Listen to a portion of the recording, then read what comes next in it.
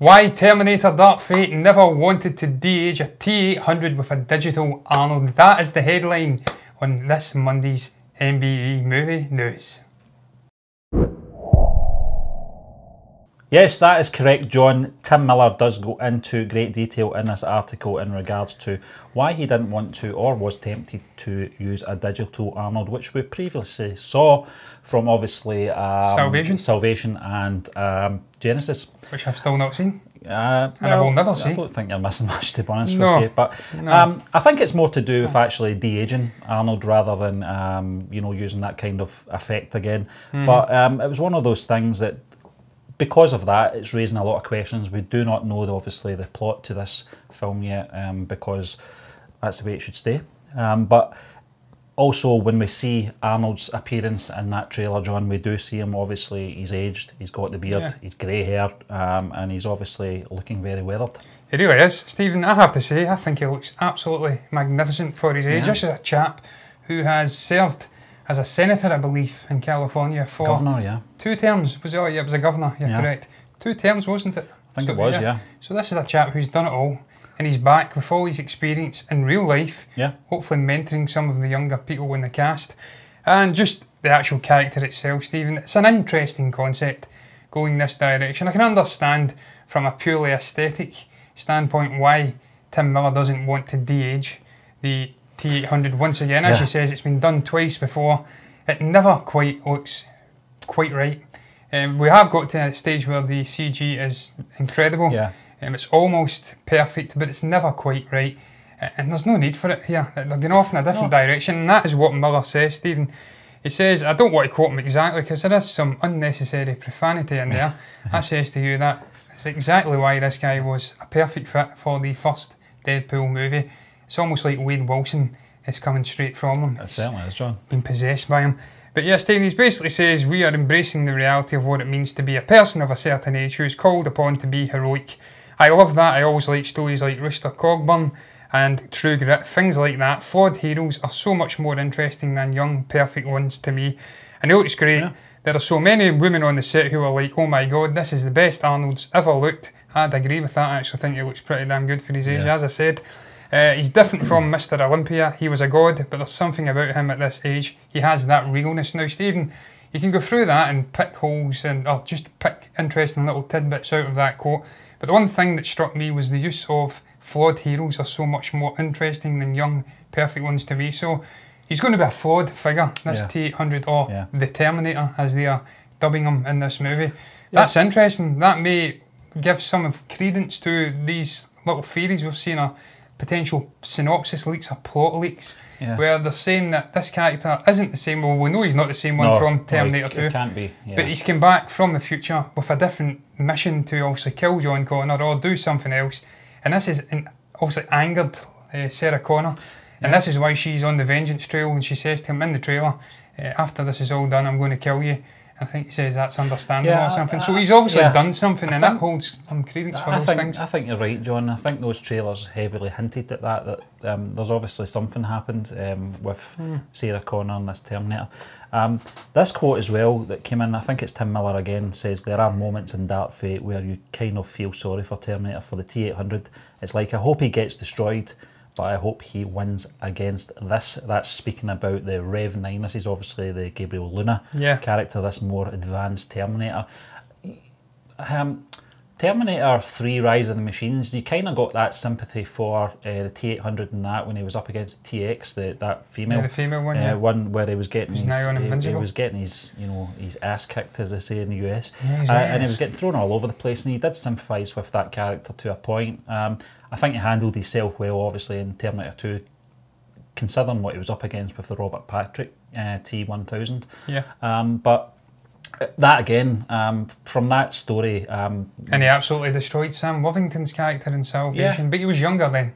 But terribly CG'd. It was very aged, John. But going back to Terminator 2, we've seen that for the first time. One of the sort of spoilers at the time, one of the sort of secrets was we didn't know what capacity Arnold was coming back in, whether or not he was going to repeat his sort of villainous role from the first Terminator, or he was coming back as a protector. So we didn't really have that much sympathy for that version of the character to a point until we realised what his mission was. But certainly in Rise of the Machines, there was more sympathetic sort of, you know, imbalance there with the fans towards Arnold's character. But certainly in this one, this Rev 9, I've only actually discovered this is what this version of this Terminator is called, John. Apparently can split himself in two. That's going to be very interesting to see how that plays off as well. And is it a binary consciousness? Well, this is it This as well, is intriguing. Yeah. If he can split himself in two and be in two places at once, Yeah. that is very intriguing. Stephen, I find this whole article very intriguing. There's so many things to talk about within the article. I says to you, first and foremost, about the Mackenzie Davis's Grace character. Yeah. Davis's Grace is the actual name, I think, the cyborg who sees herself as human. That's an intriguing concept because we're once again exploring that sort of existential question, what it means to be human. We've seen this explored in the likes of Salvation. We were speaking before we came on with the Sam Worthington character. He classed himself as being human, but obviously it's discovered, I can't recall exactly when in the movie, I think he sets off a mine or one of the perimeter defences in the John Connor facility, and then the discovery he's obviously part human, part machine. He has, I think, a human heart, which he obviously gives to Connor at the end of the movie, but that explores that question in that movie beautifully, what it means to be human. Can you be a machine but also have a human soul within you? We've seen it in Blade Runner before with the replicants. I think it was Rachel something in the original Blade Runner, obviously with Deckard, obviously Harrison Ford's character. We've seen this done time and time again. It's a very interesting concept. I hope they get down that route with the Grace character. But then just going back, Stephen, to the second quote you mentioned, the concept of us feeling sorry for him, that is very intriguing to me as well, because it's almost like Rocky-esque in the later days, this older version coming back. He's against the odds. You've got a bond with this character through numerous instalments of the franchise, and you're almost siding with him, but then you feel sorry for him and in a way want to see him just die because he's obviously up against the odds against this Rev 9 Terminator, who doesn't strike me as being all that ominous or scary from the trailers. I heard someone say he's too baby-faced, but then he has a way about him as well in that second trailer. When he starts speaking, he's got a certain arrogance and way about him, so perhaps it'll play out better. But it's very intriguing. I'm glad they're not de-aging Arnold again, because it just he's right, Stephen, it's good for just older audience members as well who are perhaps growing up with the character. Perhaps they were in their 30s or 40s at the time. They're older now, to see themselves represented on the screen. That I can't recall who it was. It was an actors roundtable.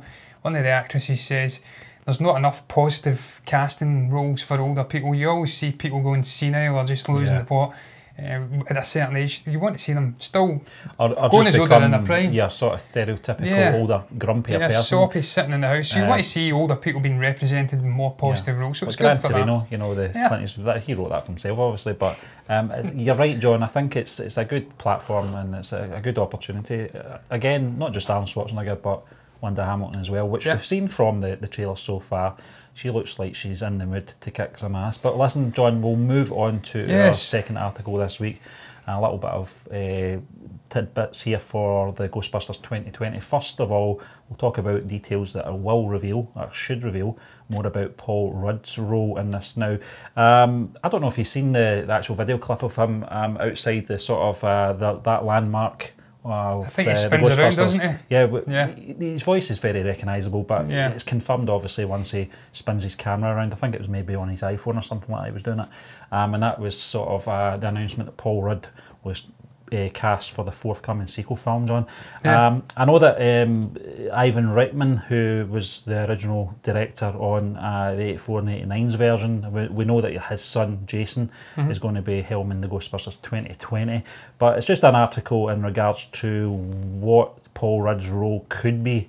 Nothing's confirmed here. There's obviously I think the family, we saw from that, I think one of the screenshots, they took I think it was a shot from the film where they got the actors together as a family. I know McKenna Grace was one of them, and Finn Wolfhard was, I think they're playing siblings. And they come from a small town, and what they're saying in this article is that Paul Rudd looks like he might be coming in to play either a teacher from the city into this small town, but we don't know whether or not he's already been recruited as a Ghostbuster. I don't actually know if he's going to be a Ghostbuster. I think he is going to be, though. I think he's got the right sort of characteristics, John. He's kind of got a way about him, very, very similar to the humour of Bill Murray, but the sort of comical sort of humour of Dan Aykroyd as well. It's a kind of blend in between both of them. I think he would suit being a Ghostbuster in this new film. Yeah, Stephen, I think it's important to bring someone like Paul Rudd in, obviously with the glaring hole that has been left with Harold Ramis not been there. So you need to have that original, I think, what was it, a quintet, a quartet? I'm trying to think now. Yeah, a quartet was, obviously it was Aykroyd, Murray, and then Ernie Hudson, Ernie Hudson and Ramis. So a quartet. So you need to have them come in, him come in and try and maybe fill that hole. He's not going to fill the hole, obviously, of Ramis, but do his best. He's a very funny guy. We've seen him in so many different roles over the years. He really is a varied actor, but more importantly, has that comedic timing, Stephen, you're right. Seen it in the likes of Anchorman and whatnot. Yeah. So I've got full confidence he'll come in. It sounds like a very interesting role though, because apparently he is masquerading as a teacher at the beginning, but then I think we've got Reitman coming in and saying that he is a seismologist who comes to this small town because they are having mysterious earthquakes. I think he discovers it's linked to ghosts, or perhaps he already knows it's linked to ghosts, and he's coming with a cover story about being a teacher. It sounds that way, John. It does sound and they're saying, Stephen, that it could be an undercover Ghostbuster who's coming in, obviously mapping it out and seeing what the hell's happening, and then they all come in once they discovers the true reason behind these earthquakes. It is intriguing, and that'd be an interesting way to start. Was that actually Harold Ramis's character? I forgot his bloody character's name, but was that Spengler? Yeah, Spengler. Was that his family? Because I think they were hinting behind in a behind-the-scenes shot. I think it was based on. I think the son had the similar glasses and the same kind of hairstyle as well. So they were saying that family could be his family. So perhaps they're connected some way, and then he comes in with the original gang, and maybe they all get together. That'd be very cool. I'm looking forward to this movie now, Stephen. There was a point where I wasn't so keen on it. After that initial teaser trailer, it was about 20 seconds long. We got to see the car. I think so, John. I think because we've had our fingers burnt from the Ghostbusters from a few years ago as well. Yeah, I've still not seen that. Yeah, and I refuse to watch it. No, again, John, I wouldn't bother. I don't think I'm missing much. But I think as well, you know, with certain franchises when they do films like that, Batman v Robin almost killed the franchise as well. Sometimes you are better leaving it a long time before you get back to it. In this case, they haven't. They've only left it a couple of years. So I can understand where you're coming from, because when we got that first teaser trailer, I don't even think it was a teaser trailer. It was a teaser to a teaser trailer. Yeah. It was just obviously the boot of the Birds car. of Prey thing again, isn't it? Yeah, and trailer teaser. Yeah, exactly. And it's one of those ones where the more I'm reading about it, the more I'm getting interested in it. I'm getting psyched up for it, because I was a big fan of the '84 one. I wasn't too bothered about the sequel. I didn't think it lived up to that original film, but everything I'm hearing from this so far just now is interesting me. It's intriguing me and exciting me. Yeah, Stephen, the fact that obviously the producer, Ivan Reitman, it was a guy who directed and wrote, I believe, or he certainly directed anyway, the first two movies, and that his son Jason Reitman's involved. It's almost like the Kasdans, what we've seen with Solo a Star Wars Story. These two people coming together. One's very much versed in the world, the other one's maybe learning off of him and jumping into this role, maybe setting up future movies within this universe. We can't get a better person, a better figurehead to give the knowledge than obviously Ivan Reitman, who directed them. So that's cool, that concept. We've got these two guys working on the movie, familial bonds, and then what it's going to mean for the actual story. We've got the right people involved. I don't know if he was involved in the 2016 one. It may have been barking up the wrong tree here, but much like what we spoke about with Dark Fate, Stephen, having the likes of James Cameron on in a producing role, people who know the characters, who know what things should be working out like within this established universe and story, that can only help the creation, the crafting of this movie. Hopefully it'll be good. It's a passing of a baton, we've heard. So it's going to be intriguing. I cannot wait to see what the next proper trailer brings, because it is out next July, I believe. So time is firmly approaching for this movie. I think we're going to get something, that probably a full teaser trailer maybe at the turn of the year, John, and then we'll have a better idea of what's going on, and maybe a release of a synopsis to officially confirm, maybe just a backdrop of what's going on anyway. But Paul Rudd, great actor, as I did say, Stephen, great guy off the screen. He will bring some great moments to the behind the scenes stuff that's going on. Bloopers will be off the scale. I've seen him with Anchorman, as I said. Obviously playing this Ant-Man in the MCU. He will bring some great chemistry to that cast that's already there.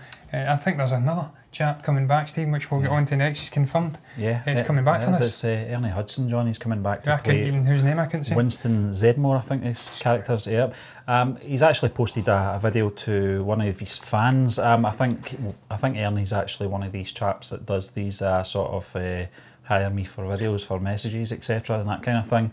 Fair play to him. I remember. It's not as bad as Wagner. No, exactly, and he could probably sing better as well. I remember he played that cop in The Crow.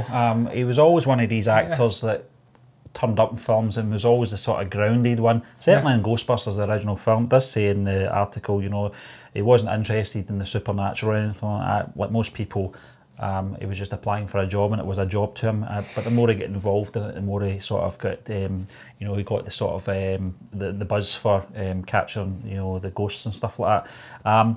He's a very likeable chap as well. If you see the video, it's actually a link. I think it's on Cameo, the website Cameo. It's a very, you know, honest and very humorous video that he's sending out to one of the fans. I think he's wishing him a happy birthday or something. Even I think he was having to take a shot every time he said belated birthday, because he says it about 5 times, and I think there was a wager going on in the background about him maybe taking a shot. So he'd have been steaming or drunk. Yeah, well, after that video. Listen, I like the guy. It was one of the, when he was brought on to, you know, obviously work alongside Murray and Aykroyd and your man Ramis. I felt possibly he was going to be sort of the Ringo of the bunch, you know, coming in late and maybe, you know, I thought it was you, that kind of thing. But he just seemed to fit right into, you know, the film. It didn't look out of place. It didn't look like he was disconnected from the other 3 who previously had a lot of history on Saturday Night Live, etc. So him coming in as an actor, you know, Ernie Hudson, the actor, it must have been quite daunting for him as a person coming in and, you know, obviously being that 4th member. I liked him. I liked his role in the film as well. It served a great purpose in that original film.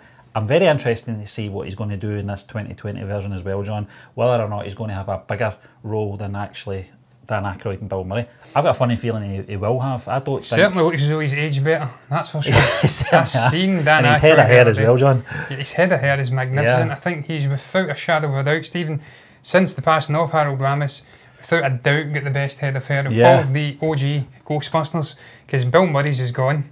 I can say that because I have no hair. My hair is very much on the way out as well, so I really do feel and know your pains like that, Bill. Not his caring, he's super rich. He's just chilling watching baseball games now, so he doesn't give a shit. Dan Aykroyd was on Joe Rogan the other day. He is not aged that great either. It doesn't look terrible. But certainly Ernie is the best aging of the original OG remaining guys. I've said about 50 different variants of OG there, so I do apologise for that. But look, Stephen, I'm intrigued to see what his role is going to be like. Will it be more like a Harrison Ford, obviously Han Solo role in the sequel trilogy? All of the original cast will like that? Will it be a sort of a ensemble passing of a baton, as we have? It's been hinted that it may very well be. I don't know. I'll be intrigued to see how he slots into the story anyway, how they're all going to slot in, how the chemistry is going to be. Will it still be there, like it was in the original movies? How he's going to play off the likes of Paul Rudd and the younger cast? This is all things you have to get right in a movie of this sort, because we've seen it with the likes of It Chapter 2. I think a lot of the criticisms of that movie were that also the older cast was perfectly cast as the older versions of those characters, but I have not seen this film yet, incidentally.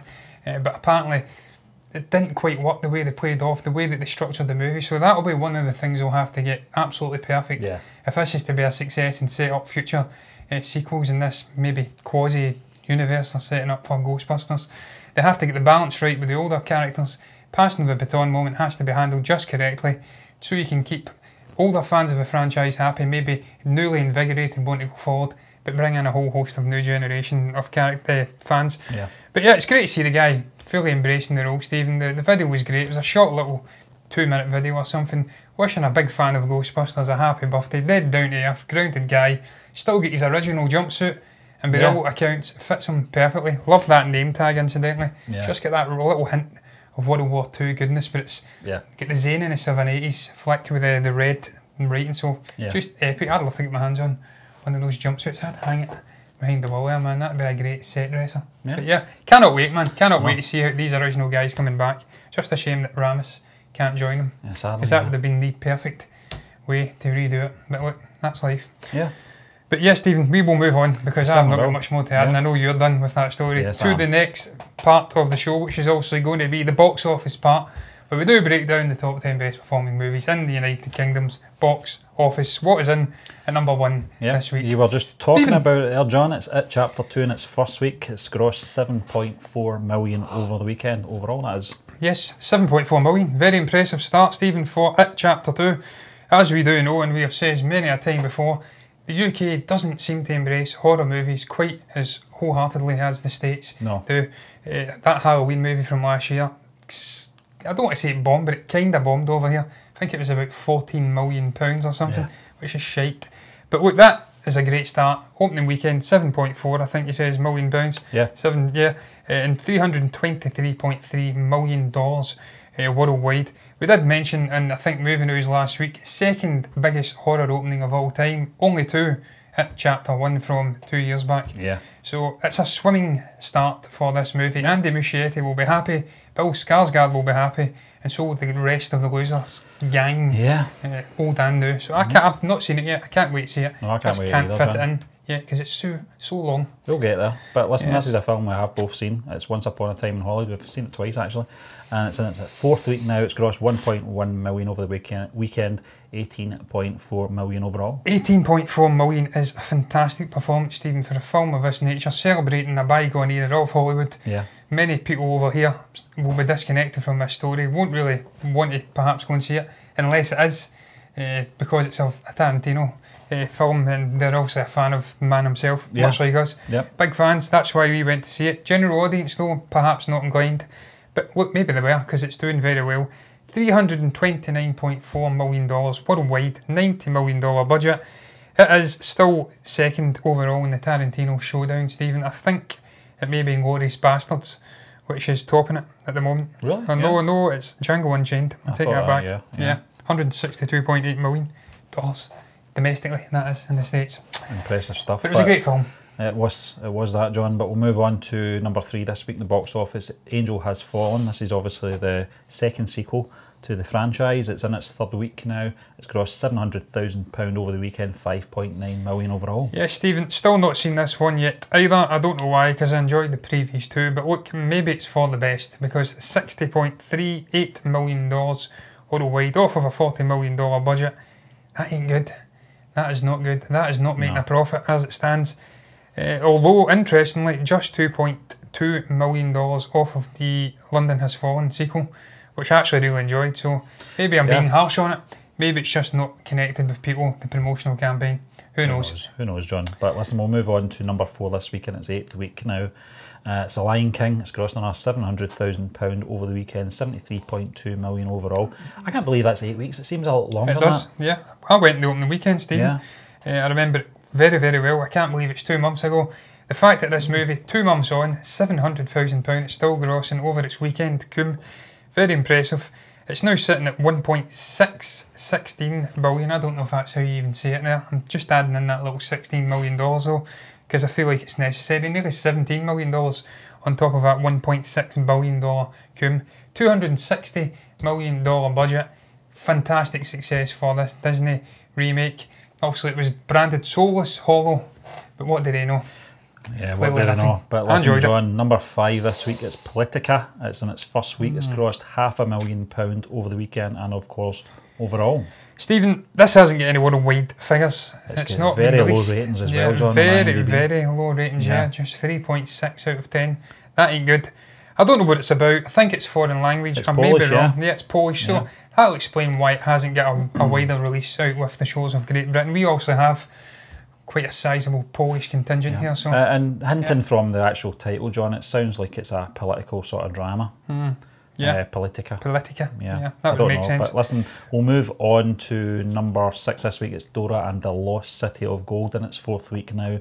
It's grossed £400,000 over the weekend, 4.8 million overall. Yeah, Stephen, it's dropped theatres 36. It's dropped 36.2% on its opening week, or its weekend performance from last week. £4.8 million though is not too bad for a lacklustre movie based on an adaptation from a children's TV show I've never even heard of, but it's from Nickelodeon, so that probably mean the TV show will be of a decent calibre. They are usually pretty good with their shows. $49 million budget, $90.4 million overall in the world. It's just about eking out, maybe breaking even. I don't know. Possibly, John. Maybe not. Yeah, when you take into account promotion. Again, we were talking about the casting last week, and we think that the lead was probably mislead. Nothing to do with the actress herself. Very good actor. But we'll move on, John, to number 7 this week. It's Toy Story 4, and it's 12th week now. It's grossed another £400,000 over the weekend, and a massive 65.8 million overall. Yeah, Stephen, the fact that it's 12 weeks in, it's only dropped 36.1%, still grossing close to £500,000 is incredible. Just over 1 point something. That's not even 1.1. I'm not even going to say it. It's ridiculous. It's grossed just over $1 billion anyway. Yeah. Finally said $1 billion, incidentally. I usually say $1 million for that one. Haven't got any production budget information, but we know it get rewrote, half of it. But amazing success again for Disney Pixar. They always hit it out at the park with their movies, and I'm happy they did. Number 8 this week, John, it's Casino Royale, and it's 14th week. Unbelievable. £300,000 over the weekend, 7.1 million overall. Stephen, I says last week it would definitely drop out in the next few weeks. I'm now beginning to think this will be here come Christmas. Yep. Because nothing's shifting it. It's like, hopefully when Ad Astra comes out and we get the likes of Joker and Rambo. It's like the toilet flusher on a British rail train. It just won't flush. It's a floater. It won't go away. Stephen, I've not got much more to add. It's a secret cinema and I'm done with it. Yeah, so am I, John. We'll move on very quickly. This is the obviously box office we're talking here. We're not getting into great depth. It's Fast and Furious presents Hobbs and Shaw, and it's 6th week now. It's grossed another £300,000 over the weekend, 19.3 million overall. Yeah, Stephen, this hasn't quite got the legs of the previous movies we mentioned. 6 weeks it's been out, 72 theatres it's dropped already. It's dropped 42% on its previous weekend's performance. That is starting to dip quite dramatically. Don't think it will be lasting all that long, maybe another 3 weeks maximum, and it'll be out that top 10, maybe a month at an absolute push. I think 3 weeks. So 740, just shy of $741 million worldwide, $200 million budget. It's done exactly what Universal intended. It's opened up the door for more spin-offs, and it's made a very decent profit. Tyrese Gibson, eat your words, you absolute shit. Yeah, okay, fair enough. Coming in at number 10 and rounding up the box office this week, John, it's a Spanish film called Dola y Gloria, and it's in its 3rd week now, and it's grossed £100,000 over the weekend and 1.1 million overall. Yes, Stephen, this is Pain and Glory. It has grossed $26.5 million worldwide. Hasn't got a massively wide release.